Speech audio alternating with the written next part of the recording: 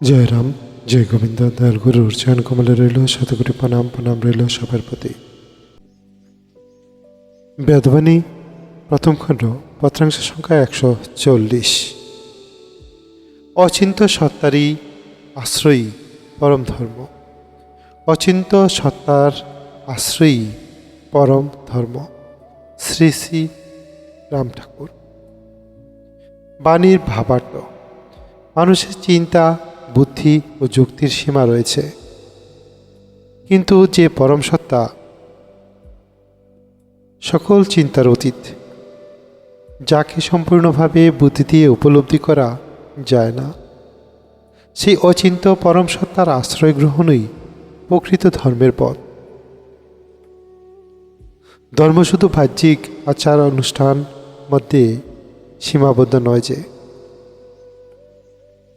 প্রকৃত ধর্ম হল নিজের অহংকার, আসক্তি ও অস্থিরতা দূর করে সেই পরম সত্তার প্রতি বিশ্বাস ও আত্মসমর্পণ করা।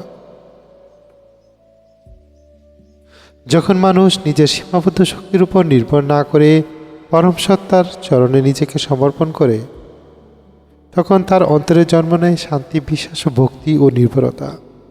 শান্তি, বিশ্বাস, ভক্তি ও নির্ভরতা। তাই জীবনে সুখ, দুঃখ, সাফল্য, ব্যর্থতা, আশা, নিরাশার মধ্যেও পরম সত্তার উপর আস্থা রাখেই সাধনার অন্যতম শ্রেষ্ঠ পথ। শ্রী শ্রী ঠাকুরের বাণী আমাদের অন্তরে ভক্তি, শান্তি ও আত্মসমর্পণের আলো জ্বালিয়ে দিক। জয় রাম, জয় গোবিন্দ। গুরুকৃপাহি কেবলম গুরুকৃপা সবার উপর বর্ষিত হোক। বাণীর আলোকে পথ চলা শ্রী শ্রী রাম ঠাকুরের পত্রাংশের ব্যাখ্যা। জয় রাম, জয় গোবিন্দ। ভুল ত্রুটি মার্জনা করবেন। সবাই ভালো থাকবেন। পরবর্তী কথাতে আবার দেখা হবে। জয় রাম, জয় গোবিন্দ। ধন্যবাদ সবাইকে।